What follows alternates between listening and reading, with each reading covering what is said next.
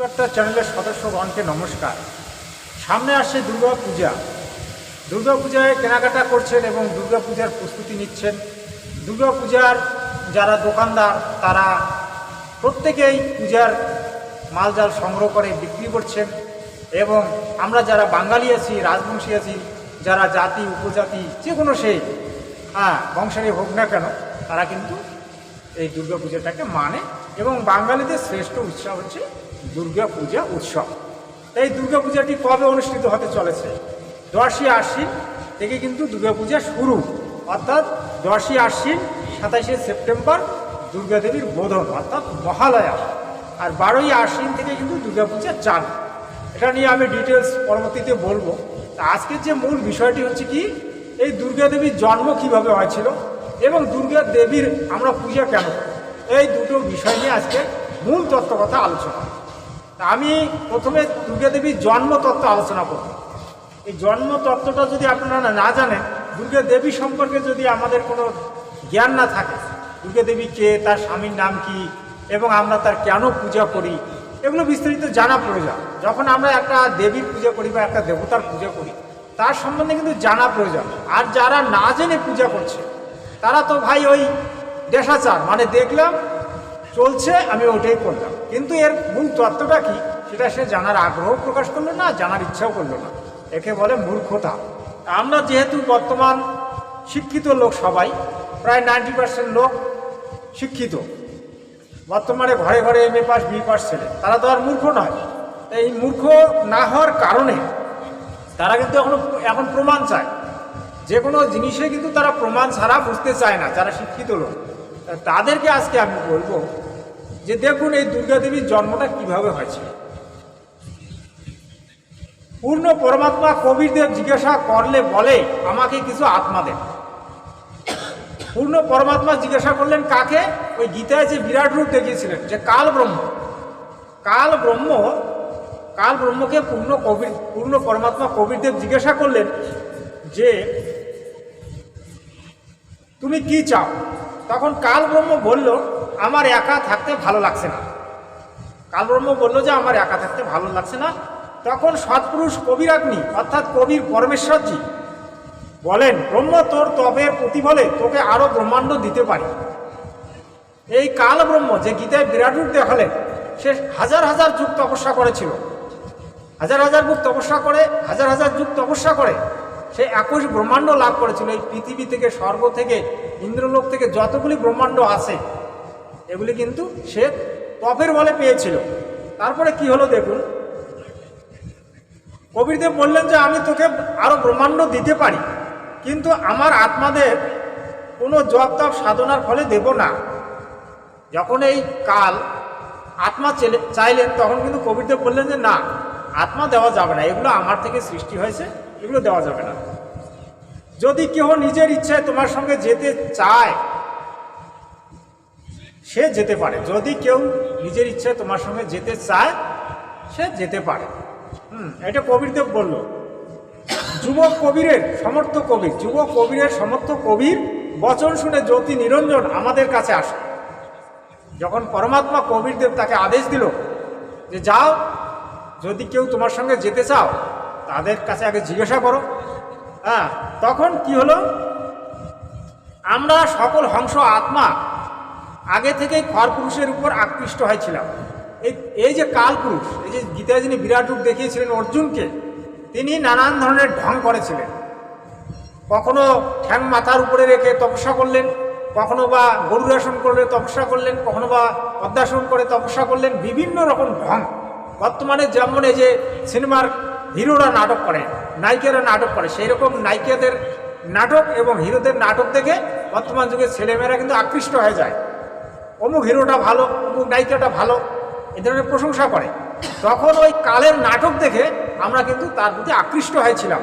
সেই আকৃষ্ট হওয়ার কারণে কি হলো দেখুন, আমরা চারিদিক থেকে ওকে ঘিরে ধরি, ওই কালপুরুষকে আমরা ঘিরে ধরলাম। জ্যোতি নিরঞ্জন বলে আমি পিতার কাছ থেকে 21 ব্রহ্মাণ্ড প্রাপ্ত করেছি।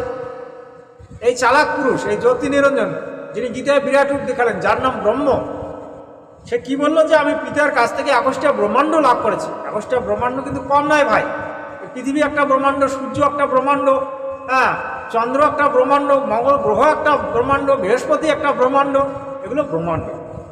হ্যাঁ, ওখানে ঘোরার জন্য বিভিন্ন ধরনের রমণীয় স্থান বানিয়েছে।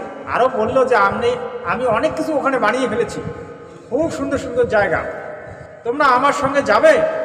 আজ এই 21 ব্রহ্মাণ্ডে আমরা যারা কষ্ট ভোগ করিতেছি, এই সকল হংস আত্মা সবাই এক বাক্যে বলি, পিতাজি যদি আজ্ঞা দেন তাহলে আমরা যেতে পারি। এই ধরনের কিন্তু আমরা তখন বলেছিলাম। তখন খরপুরুষ পূর্ণ ব্রহ্ম মহান কবির দেবেন, সমর্থ কবির প্রভুর কাছে গিয়ে সকল বার্তা বলেন। হ্যাঁ, তখন কবিরগ্নি বলেন, আমার সম্মুখে বললে তবেই আজ্ঞা দেব। কবিরদেব বললেন যে দেখো, ওরা যদি আমার সামনে বলে তবে আমি আজ্ঞা দেব। খরপুরুষ অর্থাৎ পরম অক্ষর পুরুষ আমাদের হংস আত্মাদের কাছে আসেন। খরপুরুষ এবং ওই পরম ব্রহ্ম আমাদের কাছে আসেন। সৎ কবিরদেব বলেন যে হংস আত্মা ব্রহ্মের সঙ্গে যেতে চাও, আমার সামনে হাত উপরে উঠিয়ে স্বীকৃতি দাও। তখন পূর্ণ ব্রহ্ম কবিরদেব বললেন যে যারা যেতে চান তারা হাত উপরে উঠান, হ্যাঁ, আমাকে বলো, তাহলে আমি একটা এর উপায় করবো। পরে এক হংস আত্মা সাহস করে বলে, একজন প্রথমে এর উপরে হাত উঠে ফেলল। যেমন আজকাল কীর্তনের দলে ওই দীনকৃষ্ণ ঠাকুর, তারপরে ওই মানে যে কোনো কীর্তনিয়া, তারপরে ওই যে প্রদীপ পাল, এরা কখনো কখনো কী বলে, হাত উঠান তো, বলে কি না? বলে নিশ্চয়ই। তখন এই ঘটনাটা কিন্তু ঘটেছিল। তখন কি হলো, পরে এক হংস আত্মা সাহস করে বলে, পিতাজি আমি যেতে চাই। একজন ব্যক্তি বলল যে আমি সাহস করে আমি যেতে চাই। হ্যাঁ, তার দেখা দেখি আজ এই 21 ব্রহ্মাণ্ডে যারা ফেসে আছে, ওই একজন যে হাত তুললো তার দেখা দেখি ওখানকার সবাই এরকম করে হাত তুলে ফেলল। আর 21 ব্রহ্মাণ্ডে আজকে আমরা যারা ফেসে আছি, তারা ওই আমরা সকলে মিলে ওই সময় হাত তুলেছিলাম। পরমেশ্বর কবিরজি জ্যোতি নিরঞ্জন বলে, তুমি তোমার স্থানে যাও। পরমেশ্বর তখন পূর্ণব্রহ্ম কবিরদেব, যখন আমরা সকলে হাত উঠিয়ে ফেললাম, তখন কবিরদেব বলল যে তুমি তোমার জায়গায় যাও। অর্থাৎ ওই কাল জ্যোতি নিরঞ্জনকে বলল, তুমি তোমার জায়গায় যাও, যারা হাত উঠিয়েছে তাদেরকে আমি পাঠাবো, তার জন্য ব্যবস্থা করতেছি। যারা যেতে চাইছে তাদের সবাইকে আমি তোমার কাছে পাঠিয়ে দেব। জ্যোতি নিরঞ্জন নিজের 21 ব্রহ্মাণ্ডে চলে আসে। ওই সময় পর্যন্ত 21 ব্রহ্মাণ্ড সত্যলোকে ছিল। এই যে পৃথিবী লোক থেকে শুরু করে একদম স্বর্গলোক থেকে শুরু করে মর্তলোক, যা কিছু লোক আছে এই 21 ব্রহ্মাণ্ডের অধীনে, তখন এগুলো সত্যলোকের কাছাকাছি ছিল। কিন্তু বর্তমানে কি হলো, তৎপশ্চাৎ ঘটনাটা কি ঘটলো?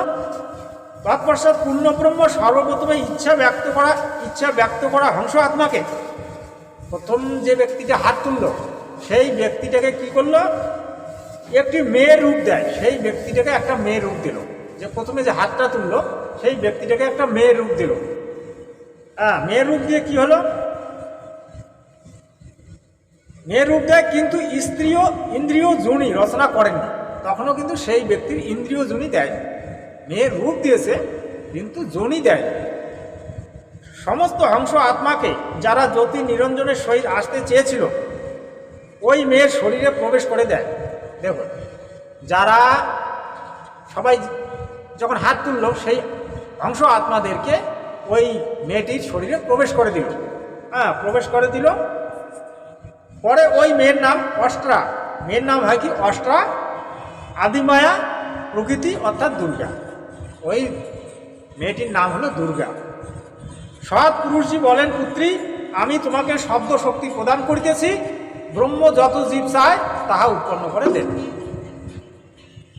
ওই শব্দ শক্তির সিদ্ধি দিল। দুর্গাদেবীকে বললো যে তুমি যতগুলো জীব উৎপন্ন, ওই কাল ব্রহ্ম যতগুলো জীব উৎপন্ন করে চায়, তুমি ততগুলো জীব উৎপন্ন করে দেবে। অর্থাৎ আত্মা, তার শরীরে আত্মাগুলো প্রবেশ করে দিল। যতগুলো জীব উৎপন্ন করতে চায় ততগুলো তুমি উৎপন্ন করে দেবে। এভাবে কিন্তু এই যে দুর্গা দেবীর জন্ম হয়েছিল। এরপরে অনেক ঘটনা, আপনারা যারা এই জ্ঞানগঙ্গা পুস্তকটাকে নিয়ে আসবে, ঘরে নিয়ে আসলে দুর্গা দেবীর জন্ম তত্ত্বটা কিন্তু আপনারা জানতে পারবেন। এখানে যেটা লেখা আছে সেটা কিন্তু শ্রীমদ্ দেবী ভাগবত পুরাণ থেকে নেওয়া হয়েছে। হ্যাঁ, শ্রীমদ্ দেবী ভাগবত পুরাণে এই কথাগুলি কিন্তু স্পষ্ট লেখা আছে এবং কবির সাগরেও এর বর্ণনা আছে এবং অনুরাগ সাগরেও এর বর্ণনা আছে, আপনারা দেখে নেবেন। আমরা কিন্তু এভাবেই এই দুর্গা দেবীর থেকে আমাদের সৃষ্টি হয়েছে। পরবর্তী অনেক ঘটনা আছে। হ্যাঁ, তারপরে ধরুন ছোট করে একটু বলি, যখন দুর্গা দেবীর শরীরে প্রবেশ করিয়ে দিল, তখন দুর্গা দেবীর রূপ দেখে ওই জ্যোতি নিরঞ্জন অর্থাৎ ওই কালপুরুষ আকৃষ্ট হলেন, আকৃষ্ট হয়ে জুনিদার তৈরি করলেন এবং দুর্গা দেবীকে বিবাহ করলেন। বিবাহ করার পরে দুর্গা দেবীর গর্ভে সন্তান জন্ম হলো, ব্রহ্মা বিষ্ণু মহেশ্বরের জন্ম হলো। এই সেখান থেকে এই যে সৃষ্টি শুরু হলো। আগে কিন্তু ওই মানে এইরকম মানে সহবাসের মাধ্যমে যে সৃষ্টিটা বর্তমানে চলছে, সেই সৃষ্টিটা কিন্তু প্রথম দিকে ছিল না। এবারে আপনারা দুর্গা দেবীর জন্মতত্ত্ব জানলেন, ভিডিওটা লম্বা হয়ে যায়। আমি আর কি বলবো, ধরুন আপনারা দুর্গা দেবীর পূজার সময় নির্ঘণ্টটা একটু বলি। হ্যাঁ, এটা তো আমি প্রথম দিকে বলছি কিছুটা অংশ, এবার আর একটু বলি যে দুর্গা দেবীর যে তোমার পূজার যে দিন তারিখ এবং সময় নির্ঘণ্টটা একটু বলে দিই। হ্যাঁ, তাহলে ভালো হবে। কলকাতায় পশ্চিমবঙ্গে শ্রী শ্রী শারদীয় দুর্গাপূজার সময় নির্ঘণ্ট, এটা আমাদের কলকাতা এবং পশ্চিমবঙ্গের জন্য 10ই আশ্বিন থেকে শুরু হবে। 10ই আশ্বিন চলবে, 11ই আশ্বিন, 12ই আশ্বিন, 13ই আশ্বিন, হ্যাঁ 14ই আশ্বিন, 15ই আশ্বিন, এ পর্যন্ত চললো। হ্যাঁ, এই পর্যন্ত চলবে। এবার দুর্গা দেবী কিসে আসছে? দুর্গা দেবী আসতেছে কিসে? হ্যাঁ, দেবী গজে আগমন। দেবীর আগমনটা হচ্ছে গজে। ফলটা কি? শস্যপূর্ণ বসুন্ধরা। ধান, আমরা বাঙালিরা ধান আবাদ করি। হ্যাঁ, তা ধান আবাদটা কিন্তু ভালো হবে, ফসল খুব ভালো হবে। কিন্তু দুর্গা দেবী যাবে কিসে? দুর্গা দেবী যাচ্ছে এবারে দেবী দোলায় গমন। দেবী দোলায় যাচ্ছে, আর তার ফলটা কি হবে? তার ফলটা হবে মরক, অর্থাৎ মরক এসে যাবে। এমন এমন রোগের জন্ম হবে, যেমন ডায়রিয়া, পাতলা পায়খানা, হ্যাঁ, তারপরে বিভিন্ন ধরনের মরক, যেমন করোনা ভাইরাস এসেছিল, সেই ধরনের কোনো নতুন মরক আসতেই পারে, ধেড়াধার লোক মারা যাবে। হ্যাঁ, এই ধরনের কিছু সৃষ্টি হবে। তা আপনারা যারা দুর্গা পূজা করছে, যারা দুর্গা পূজা, আমরা তো বাঙালিরা সবাই দুর্গা পূজা করি। আমি দুর্গা পূজার বিরোধী নেই, কিন্তু আমি মূর্তি পূজার বিরোধী। যেমন মূর্তি পূজার বিরোধী, আমাদের রাজবংশীরা আজ থেকে 50 বছর আগে তারা দুর্গা দেবীর মাটির পুতুল পূজা করেনি, তারা ঘট পূজা করত। কিন্তু বাংলাদেশ থেকে যখন শরণার্থীর সময় যখন বাংলাদেশিরা এসে আমাদের পশ্চিমবঙ্গে কুচবিহার রাজ্যে প্রবেশ করলো, কারণ কুচবিহার তো একটা আগে রাজ্য ছিল, এখন জেলা হতে পারে, তখন এই বাঙালিরা দুর্গা পূজা চালু করলো, মূর্তি পূজা। এরপর ধীরে ধীরে আমাদের কুচবিহার অর্থাৎ নর্থ বেঙ্গলে কিন্তু এই মাটির মূর্তি পূজা চালু হলো। এখন তো বাঙালি ভর্তি হয়ে গেছে নর্থ বেঙ্গলে, প্রায় 70-75% এরকম দাঁড়িয়েছে। যদি রাজবংশী তপশিলি জাতির লোক 70% হয়, তা ওরা কমসে কম 50% হয়ে গেছে। হ্যাঁ, ওরা বাপের রাজত্ব পেয়ে গেছে, কোনো অসুবিধা নেই। একটু আমি ভুল কথা বললাম, মনে কিছু করবেন না। হ্যাঁ, তা ধরুন এই দুর্গা পূজা, মাটির মূর্তি পূজা করে আপনারা কি পাবেন? মাটির মূর্তি পূজা করে আপনারা কিচ্ছু পাবেন না। যদি ঘট পূজা করেন, সঠিকভাবে পূজা করেন, শাস্ত্র অনুকূলভাবে পূজা করেন, তবে আপনি কিছু ফল পেতে পারেন। আর লক্ষ লক্ষ টাকা খরচা করে যে প্যান্ডেল বানিয়ে, যে ওই যে রং বেরঙের ওই লাইটিং ফাইটিং লাগিয়ে যে পূজাগুলি হচ্ছে, এগুলো পূজা নয় ভাই, এগুলো হচ্ছে কি? এগুলো হচ্ছে তামসিক, এগুলোকে বলে তামসিক কর্ম, তামসিক পূজা। এগুলোতে না দেবী সন্তুষ্ট, না জনগণ সন্তুষ্ট, না ভগবান সন্তুষ্ট, না ওই দেবীর বর সন্তুষ্ট, না পরমেশ্বর সন্তুষ্ট। কি হবে? লক্ষ লক্ষ টাকা খরচ হবে, তারপরে 3 দিন পরে, 4 দিন পরে, 1 সপ্তাহ পরে বা 1 মাস পরে ওই মাটির মূর্তিটাকে আমরা কি করি? ভেসে দিই। কি হলো? যে মাটির মূর্তিটাকে আমরা ভক্তি করলাম, শ্রদ্ধা করলাম, হ্যাঁ, তারপরে সেটাকে জলের মধ্যে চুবগালাম। সেখানে দেখবেন ওই যে মাটির মূর্তি ভাসাতে গিয়ে অনেকেই মারা যায়। বলবে কি? দেবী দুর্গা নিয়ে গেছে, সে উদ্ধার হয়ে গেছে। উদ্ধার কাকে বলে সেটা জানুন ভাই। উদ্ধার ওটা নয়। উদ্ধার গীতার 18 যোগে আছে মোক্ষ যোগ, সেই মোক্ষ যোগটা পরে নেবেন। ওই কুকর্ম করে মোক্ষ লাভ, হ্যাঁ, হয়ে গেছে, ওগুলো হবে না। তো এগুলো হচ্ছে আমাদের বেঙ্গলের মধ্যে তামসিক পূজা বেশি মানে ওরা বাঙালি হুজুগে মাতে ফাগতে বলে আলকাতরা খায়। তা বাঙালিরা কি, বাঙালিরা হচ্ছে হুজুগে মাতা। কোথায় কি হচ্ছে না হচ্ছে, কিন্তু দুর্গাপূজা হওয়া চাই। তা আপনারা মোটামুটি আমি বললাম, যা অনেকের হয়তো একটু খারাপও লাগতে পারে, মনে কিছু করবেন না, কারণ সত্য কথা শুনতে গেলে কিন্তু তিতা লাগে। আর ওই অনেকে বলে না গীতের কথা তিতা, যারা গীতা বুঝতে পারে না তারা বলে তিতা, কিন্তু গীতাটাকে যদি ভালো করে বোঝা যায়, গীতার মধ্যে এই ধরনের পূজার কোনো বিধান নেই।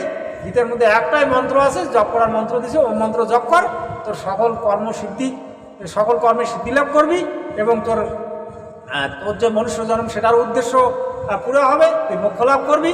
তারপরে আছে ওম তৎসৎ, ওম তৎসতের ভক্তি কর, তোর মানব জন্ম ধন্য হবে, মুক্তি পাবি, এবং যে আমরা যে জন্য এই মানব জন্মটা নিয়েছি সেটারও কর্ম সফল হবে। কিন্তু আমরা সেটা যাব না, আমরা লক্ষ লক্ষ টাকা খরচা করে মাটির মূর্তি পূজা করব। 4-5 দিন পরে সেই মাটির মূর্তিটাকে আমরা জলে ভেসে দেবো, এবং সেটাকে জলের মধ্যে চুবিয়ে একেবারে ঠ্যাং দিয়ে ঠেসে মেশে ভেসে দেবো। এই হলো মূর্তি পূজা। যাই হোক, ভিডিওটা অনেক লম্বা হলো। সৎ সাহেব, সৎ সাহেব, সৎ সাহেব।